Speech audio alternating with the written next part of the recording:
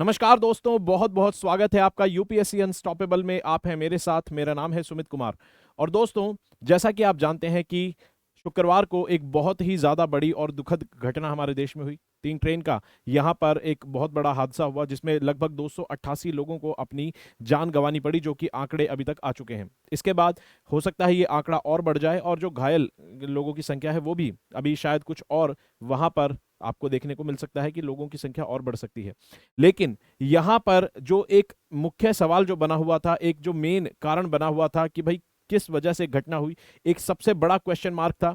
तो रिपोर्ट्स जो अभी तक आई हैं, जितनी भी प्रिलिमिनरी इंक्वायरी हुई है, यानी कि एक तरह से एक नज़र पर जो अभी इंक्वायरी हुई है, अभी बिल्कुल एकदम जो जितने वहां पर ऑफिशियल्स जो गए, जो नेता गए, जो मिनिस्टर्स वहां पर गए, उसके आधार पर जो अभी सामने आया है उसमें यह पता चला है कि यहां पर एक टेक्निकल कारण की वजह से ये घटना हो सकती है। डिटेल्ड रिपोर्ट जब आएगी तब ये पता चलेगा। हो सकता है कि भाई एक कारण नहीं, कॉम्बिनेशन ऑफ कई कारण हो। बिल्कुल, क्योंकि कई बार घटना जब होती है तो जरूरी नहीं है कि सिर्फ एक ही कारण की वजह से वो घटना होती है। कई बार कई सारे कारण मिल जाते हैं और ऐसी स्थिति पैदा हो जाती है कि वहां पर घटना होती है। लेकिन यहां पर बताया गया है कि अभी जो एक कारण आइडेंटिफाई किया गया है उसमें मेन यहां पर बताया गया है कि भाई एक सिग्नलिंग सिस्टम में खराबी क्या, थोड़ा सा चेंज आने की वजह से वहां पर यह हुआ है। जैसा कि आप जानते हैं, जीएस पेपर 3 से ये न्यूज़ रिलेटेड है। जीएस पेपर 3 में इंफ्रास्ट्रक्चर की बात होती है, उसके अलावा मैनेजमेंट, डिजास्टर मैनेजमेंट की बात होती है। तो ये डिजास्टर से भी रिलेटेड है और हमारे देश के एक क्रूशियल इंफ्रास्ट्रक्चर से जुड़ी हुई खबर है, तो हमें यहाँ पर इस पर नजर बनाए रखनी होगी।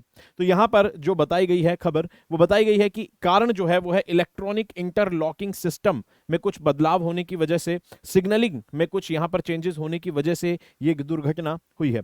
यहां पर हुआ क्या है कि भाई गलत सिग्नल मिल गया किसको?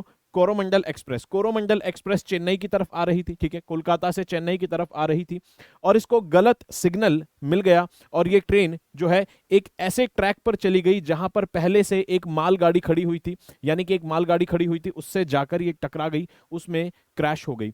तो गलत सिग्नल मिलने की वजह से यहां पर यह पूरा हादसा हुआ। इलेक्ट्रॉनिक इंटरलॉकिंग सिस्टम, दोस्तों ये टर्म अगर न्यूज में आई है तो आपको थोड़ा सा इसके बारे में 4 पॉइंट पता होने चाहिए, क्योंकि आपको पता है यूपीएससी अब कई बार क्या करता है, डिटेल में जाता है कुछ चीजों के, बहुत डिटेल में नहीं जाता, लेकिन टर्म बेस्ड अगर कहीं पर भी आपको चीज मिले, वहां पर किसी खास टर्म का इस्तेमाल हुआ है, तो आपको जरा सा उसके बारे में पता होना चाहिए। अगर पता है तो एग्जाम में तुरंत देखते ही आप आंसर लगा सकते हैं। तो ये इलेक्ट्रॉनिक इंटरलॉकिंग सिस्टम पूछ लेगा कि भाई recently the term electronic interlocking was in news, ये किस चीज से संबंधित है? ये रेलवे की टेक्नोलॉजी से संबंधित है, ये एयरप्लेन्स के सिग्नलिंग से संबंधित है, या फिर ये किसी और टेक्नोलॉजी का नाम लेकर आपसे पूछ सकता है किससे संबंधित है। तो बहुत ज्यादा सिंपल है, आपको बस रिलेशन पता होना चाहिए कि हाँ भाई रेलवे में इस्तेमाल होती है। तो ये होता क्या है, दरअसल जब ट्रेन ट्रैक्स पर चलती हैं तो कोई भी ट्रेन किसी ऐसे ट्रैक पर ना चली जाए जहां पर ऑलरेडी कोई दूसरी ट्रेन हो। कहने का मतलब है सेफ्टी इंश्योर करने के लिए सिग्नल्स का इस्तेमाल होता है ट्रेन की क्रॉसिंग्स पर, और जहां पर भी ट्रेन को अपना ट्रैक चेंज करना होता है वहां पर ट्रेन को सही सिग्नल मिले, ताकि ट्रेन अपने खाली ट्रैक पर, उसी ट्रैक पर चले जहां पर वो पूरी तरह से सेफ हो। ठीक है, जंक्शंस और क्रॉसिंग पर आपको ये सिस्टम देखने को मिलते हैं। अभी हाल ही में लगभग 31 दिसंबर 2022 तक सरकार ने यह दावा किया है कि सरकार कई सारे ट्रैक्स, यानी कि लगभग 2888 स्टेशंस को सरकार इस सिस्टम से लेस कर चुकी है, यानी कि इस सिस्टम को इन स्टेशंस पर सरकार लगा चुकी है और लगभग 45% ऑफ इंडियन रेलवे अब कवर है इस इलेक्ट्रॉनिक इंटरलॉकिंग सिस्टम के अंदर। तो जाहिर सी बात है ये कोई एक एडवांस टेक्नोलॉजी होगी जिस पर सरकार काम कर रही है। सरकार अगर इस टेक्नोलॉजी को अब लगा रही है तो ये कोई एडवांस टेक्नोलॉजी होगी। तो जानते हैं क्या होता है। आपने कई बार फोटोज देखी होगी, जब भी हम फोटोज देखते हैं रेलवे ट्रैक्स के जो ऑपरेशंस होते हैं उनको मेंटेन जिस तरह से करते हैं किसी एक सिग्नलिंग रूम में बैठकर, वहां पर आपने इस तरह के डिवाइसेस जरूर कभी ना कभी फोटो में किसी तरह से जरूर देखे होंगे। तो ये जो सिस्टम है, पहले ये हाल ही में अब इसको रिप्लेस किया जा रहा है और ये सिस्टम यूज होते आए हैं इंडियन रेलवे में। इससे पहले के सिस्टम भी यूज हो रहे थे जो कि थोड़े इससे कम एडवांस थे। फिलहाल ये जो सिस्टम है इसको कहते हैं रूट रिले इंटरलॉक। इस सिस्टम को रिप्लेस किया जा रहा है इलेक्ट्रॉनिक इंटरलॉक सिस्टम से। ये रूट रिले इंटरलॉक जो सिस्टम है ये इलेक्ट्रिकल सिग्नल्स पे काम करता है, यानी कि कौन सा ट्रैक जो है ट्रेन का वो बिजी है और कौन सा ट्रैक खाली है, ये पता चलता है इस सिस्टम के थ्रू, और इसमें इलेक्ट्रिकल सिग्नल्स का इस्तेमाल होता है। लेकिन अगर आप इस सिस्टम को देखेंगे तो ये देखने में ही पूरी तरह से एडवांस लग रहा है। ट्रैक्स आपको यहां पर दिख रहे हैं और यहां पर डिजिटल सिग्नल्स का इस्तेमाल होता है। यहां पर डिजिटल सिग्नल्स सॉफ्टवेयर्स की मदद से यहां पर चीजें देखी जाती हैं, ठीक है। सॉफ्टवेयर की मदद से यहां पर कंट्रोल होता है और यहां पर इसको मैनुअल कंट्रोल की जरूरत नहीं पड़ती है, डिजिटली खुद भी अपने आप ये सिग्नल सिस्टम अपने आप को कंट्रोल कर लेता है, ठीक है। लेकिन यहां पर मैनुअल इंटरफेरेंस की जरूरत पड़ती है। तो यहां पे जो घटना हुई है, हम देखते हैं कि इस सिस्टम में जो इलेक्ट्रॉनिक इंटरलॉक सिस्टम है यहां पर कुछ गलत सिग्नल चला गया होगा, तो इस वजह से यहां पर ट्रेन क्रैश देखने को मिला है। तो इससे हमें एक चीज और ये पता चलती है दोस्तों कि सिस्टम टेक्नोलॉजी कितनी भी एडवांस हो, वहां पर ह्यूमन इंटरफेरेंस थोड़ा बहुत जरूर होना चाहिए, ताकि इन केस दुर्घटना का अगर कुछ ऐसा सिनेरियो बने तो वहां पर एक चेक रखा जाए, एक बैलेंस रखा जा सके। इसके अलावा और क्या कारण हो सकते हैं?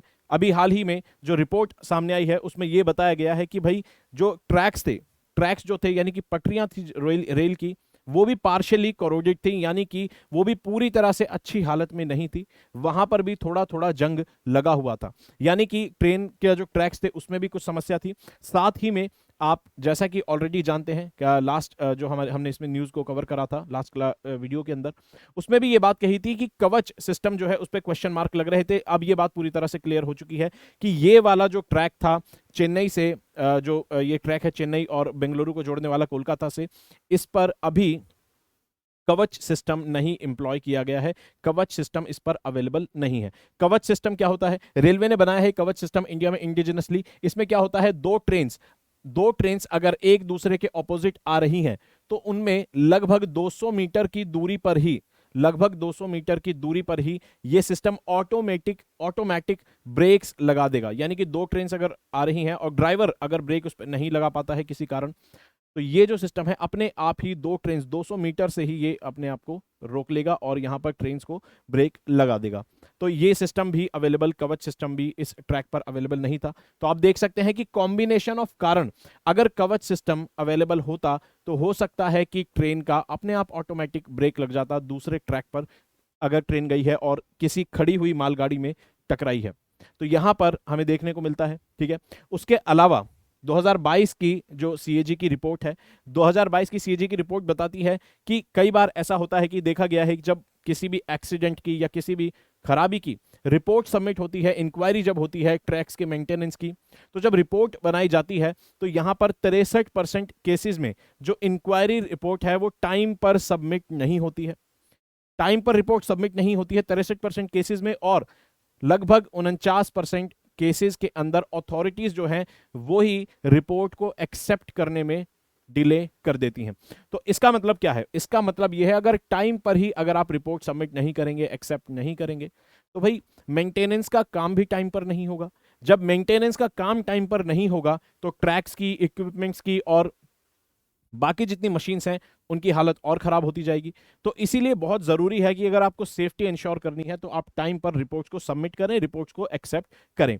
उसके अलावा एक और बात इंपॉर्टेंट यहां पर सीएजी की रिपोर्ट में कही गई है, एक राष्ट्रीय रेल संरक्षा कोष, ये एक फंड है जो कि रेलवे में जो क्रिटिकल सिक्योरिटी का इंफ्रास्ट्रक्चर है, यानी कि जो भी ऐसी चीजें, जितना भी इंफ्रास्ट्रक्चर रेलवे की सिक्योरिटी के लिए इंपॉर्टेंट है, उसकी देखरेख के लिए, उसके मेंटेनेंस के लिए, उसके अपग्रेडेशन के लिए, उसके उसके एक्सपेंशन के लिए जरूरी है। और वो पैसा कहां से मिलेगा? वो मिलेगा राष्ट्रीय रेल संरक्षा कोष से। और यहां पर बताया गया है कि भाई यहां पे भी इसका जो खर्च है, इसमें जो इस कोष से, इस फंड से जो खर्च है उसमें भी गिरावट देखने को मिली है। 81% से 73% पर यह गिर गया है 2017 से 2019 के बीच में। इसके अलावा इस फंड से अगर बात करें तो जो रेलवे ट्रैक्स हैं, रेलवे ट्रैक्स का जो मेंटेनेंस है उसमें भी यहां पर आपको रिन्यूअल में, मेंटेनेंस में देखने को मिला है कि फंड जो है यहां पर कटौती की गई है। कितना? लगभग 6,000 करोड़ से 7,000 करोड़ पिछले 3 सालों में यहाँ पर गिरावट देखने को मिलती है। क्या है राष्ट्रीय रेल संरक्षा कोष? आपको पता होना चाहिए, क्योंकि फिर से जैसे हमने देखा इलेक्ट्रॉनिक इंटरलॉक सिस्टम, एक टर्म पर पेपर में क्वेश्चन पूछ सकता है, उसी तरह से एक फंड अब इतना चर्चा में है तो आपको पता होना चाहिए कि भाई ये फंड क्या है और क्यों है। ज्यादा नहीं, थोड़ा बहुत, क्योंकि अगले 1 साल बाद अगर किसी तरह से करंट अफेयर में पूछ लिया, 1 साल बाद हमें बहुत डिटेल तो याद नहीं रहेंगी, लेकिन 2 मोटी बातें अगर हमें पता है तो पेपर में हो सकता है हम उस क्वेश्चन को अच्छे से कर दें। तो ये 2018 में बनाया गया एक फंड था, जो कि 17-18 के बजट में पेश किया गया था। 1 लाख करोड़ इसका पूरा कॉर्पस होना था। और इसका काम क्या था? इसका काम था कि रेलवे में जो क्रिटिकल सेफ्टी है, जो इंफ्रास्ट्रक्चर है, चाहे सिविल इंजीनियरिंग से रिलेटेड हो, मैकेनिकल इंजीनियरिंग से रिलेटेड हो, इलेक्ट्रिकल इंजीनियरिंग से रिलेटेड हो, और इसके अलावा जो ह्यूमन रिसोर्स है रेलवे का, उसको एजुकेट करना हो, उन सब का ध्यान रखेगा। उसका खर्च यहां से जाएगा राष्ट्रीय रेल संरक्षा कोष, ये आपको पता होना चाहिए।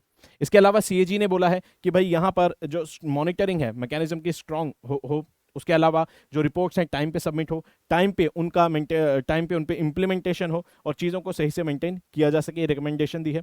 उसके अलावा एक इंपॉर्टेंट क्वेश्चन है, जल्दी से यहाँ बताएंगे, फैक्चुअल क्वेश्चन है पेपर में, जब 3 स्टेटमेंट बनाएगा रेलवे पे रिलेटेड तो हो सकता है राष्ट्रीय रेल संरक्षा कोष पे एक बना दे, दूसरी आपसे बना दे कि भाई इंटरलॉक सिस्टम एक पार्ट है रेलवे में क्रिटिकल सेफ्टी का। उसके अलावा तीसरी बना सकता है कि भाई कौन से देश का या फिर इंडिया का या किसी भी देश का नाम लेके बोल सकता है कि इस देश का रेलवे नेटवर्क दुनिया का सबसे बड़ा रेलवे नेटवर्क है। तो 3 स्टेटमेंट का एक क्वेश्चन हमने यहीं पर फ्रेम कर दिया रेलवे को ध्यान में रखते हुए, और रेलवे इंडिया का एक इंपॉर्टेंट इंफ्रास्ट्रक्चर है। तो बताएंगे which one of the following countries has the largest rail network in the world? कौन से देश का सबसे बड़ा रेल नेटवर्क है? कौन से देश का रेल नेटवर्क दुनिया का सबसे बड़ा रेल नेटवर्क है? क्या चाइना, रशिया, इंडिया या फिर यूएसए? ठीक है, तो इसका सही जवाब है दोस्तों, वो है यूएसए। यूएसए का रेल नेटवर्क दुनिया का सबसे बड़ा रेल नेटवर्क है, आप देख सकते हैं यूएसए का। यहां पर 2 लाख से भी ज्यादा इसका किलोमीटर इसकी लेंथ है। इंडिया का जो रेल नेटवर्क है वो चौथे नंबर पर आता है। ठीक है, इंडिया का रेल नेटवर्क चौथे नंबर पर आता है पूरी दुनिया में, और इंडिया से लंबा रेल नेटवर्क आपको चाइना, रशिया दोनों का मिलेगा। ठीक है, तो आप यहां पर देख सकते हैं। और इसी के साथ दोस्तों आई होप आपको वीडियो अच्छी लगी। वीडियो अगर अच्छी लगी तो वीडियो को लाइक करेंगे, चैनल को सब्सक्राइब करेंगे, पढ़ते रहेंगे, अपना ख्याल रखेंगे। जय हिंद दोस्तों।